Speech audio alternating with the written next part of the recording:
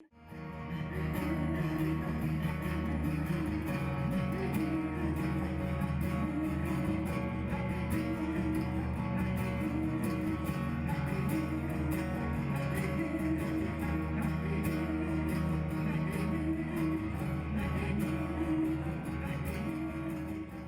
question un peu plus d'ordre de philosophie politique, professeur Aubry. Donc, est-ce que vous pensez que ce modèle, de l'État-nation où les pouvoirs sont extrêmement concentrés, et la France d'ailleurs, on a un exemple assez flagrant, est-ce que vous pensez vraiment que c'est un modèle qui est durable? Alors, il est relativement jeune puisqu'il a 2 siècles et quelques.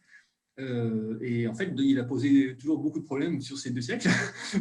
Alors, est-ce que c'est mieux que le système féodal? Peut-être oui, par certains aspects, mais est-ce que c'est quelque chose qui, à votre avis, est durable, hein? Donc, cette hypercentralisation, et notamment avec l'arrivée du Covid qui a quand même révélé les limites de l'hypercentralisation.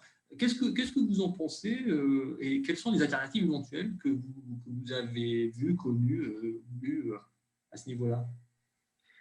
Alors déjà, je voudrais citer un un de mes écrivains préférés, qui est Albert Camus, qui, dans sa conférence à Athènes de 1955, dit « J'aime trop mon pays pour être nationaliste ». Donc, d'entrée de jeu, c'est une façon de vous dire qu'un pays ne peut pas s'identifier à une nation qui serait plus que le fantôme d'elle-même. Si on prend la France, c'est une évidence. Et donc, on ne peut pas considérer aujourd'hui que, par exemple, les frontières sont simplement définies par, je dirais, une cartographie, une géographie administrative. C'est beaucoup plus compliqué que ça. Je me sens beaucoup plus méditerranéen que nordique, par exemple. Ça ne veut pas dire pour autant que je ne me reconnais pas dans la culture de mes amis de Lille ou de Dunkerque, mais ça veut dire simplement que je suis aussi par tradition, par manière de penser, fabriqué par une culture méditerranéenne partagée par bien d'autres peuples de la Méditerranée, aussi bien d'un côté que de l'autre de la Méditerranée, ça va de soi. Donc, si vous voulez, je suis sur aussi la même position que Stefan Zweig, qui disait également que, en gros, les peuples ignorent trop souvent les emprunts que chacun a fait à la culture de l'autre.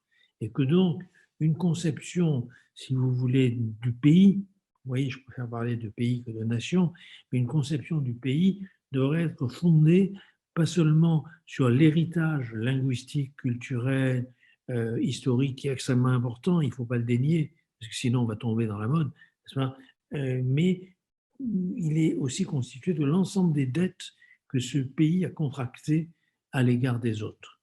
Et donc, je pense qu'il faut une plus grande porosité, si vous voulez, des frontières que, bien évidemment, ne l'autorise aujourd'hui notre conception héritée de 2 siècles, comme vous l'avez dit, du découpage des nations. Je crois qu'il va falloir inventer autre chose. Je ne sais pas quoi. De toute façon, si vous voulez, de mon point de vue, la conception humaniste n'implique pas un repli nationaliste, pas davantage qu'un universalisme dénié de l'existence de pays différents.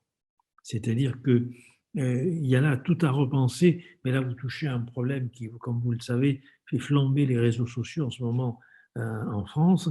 C'est celui des Lumières, c'est celui, comme vous savez, de l'universel. Moi, je suis un peu comme les poètes pour un universel pluriel, c'est-à-dire non pas une conception abstraite de l'universel qui finalement a servi de légitimation de la colonisation par l'Occident d'autres régions du monde. L'universel ne peut pas être vidé des racines concrètes des pays dans lesquels, si vous voulez, cet universel peut se se développer, sinon c'est une greffe qui ne prend pas. Et on a bien vu comment la tentative de greffer la démocratie dans un certain nombre de pays, notamment des pays arabes, comme vous le savez, qui étaient tenus par des dictateurs, a produit pire encore que ce qu'il y avait avant, quoi, pour aller vite et pour faire ça. Donc, si vous voulez, je suis contre cette conception d'un universel abstrait qui finalement est un universel imposé par la logique dominante des pays les plus puissants. C'est le faux universel dont parlait Pierre Bourdieu. Donc, je suis pour un universel qui se conjugue au pluriel, c'est-à-dire qui tienne compte de l'histoire et de la langue, de la culture de chacun des pays où il peut, cet universel, se défendre au nom de la fraternité et au nom de la solidarité. Et je me réfère beaucoup, je ne sais pas si vous l'avez lu dans certains de mes ouvrages, au courant qu'on appelait à la fin du XIXe siècle le courant des solidaristes. C'est-à-dire que face justement à cette philosophie politique de Spencer, de la sélection naturelle, de l'évolution naturelle, si vous voulez, face à cette naturalisation des problèmes sociaux, accréditant la thèse selon laquelle les sociétés se développent de la même manière que la nature, par une sélection des meilleurs, s'est constitué un courant, alors qui est un courant apparemment politiquement, on pourrait le situer du côté des radicaux socialistes, des francs-maçons, des humanistes, mais quand vous allez dans le détail, regardez leur programme politique, celui de Léon Bourgeois par exemple, ou d'Alfred Fouillet, n'est-ce pas, vous vous apercevez qu'ils sont beaucoup plus révolutionnaires qu'aujourd'hui ne pourrait l'être par exemple la France insoumise. C'est-à-dire que c'est étonnant de voir comment à la fin du XIXe siècle, vous voyez, et au début du XXe, il y a eu un courant humaniste très important, très, très fort, qui était fondé sur des idéaux de justice, de solidarité, de dette sociale. Et je crois que c'est très important parce que ça pourrait être une manière de repenser les choses que de partir tout simplement de l'humanisme. Nous disions, et mon ami Barbara Cassin, la philosophe, nous disions que nous avions passé une partie de notre jeunesse post-68 arde, n'est-ce pas, à déconstruire l'humanisme et que maintenant, je ne dis pas au moment de la vieillesse, mais à un âge avancé, nous sommes en train de réhabiliter l'humanisme. Et je crois qu'il y a quelque chose là dont il nous faut tenir compte.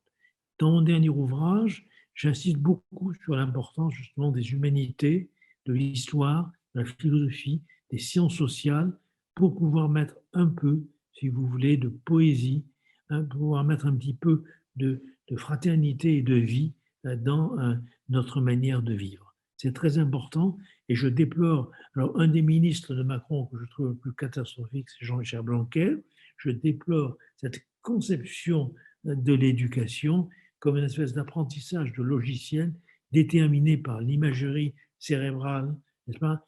C'est fonctionnel du cerveau, c'est une horreur, vous voyez? C'est vraiment la fabrique des esclaves, alors que je pense que justement, les humanités ont un rôle déterminant à jouer, que le théâtre, la poésie, c'est essentiel.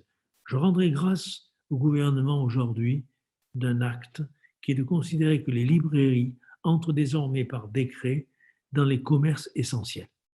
Je trouve que là, il y a quelque chose, un effort.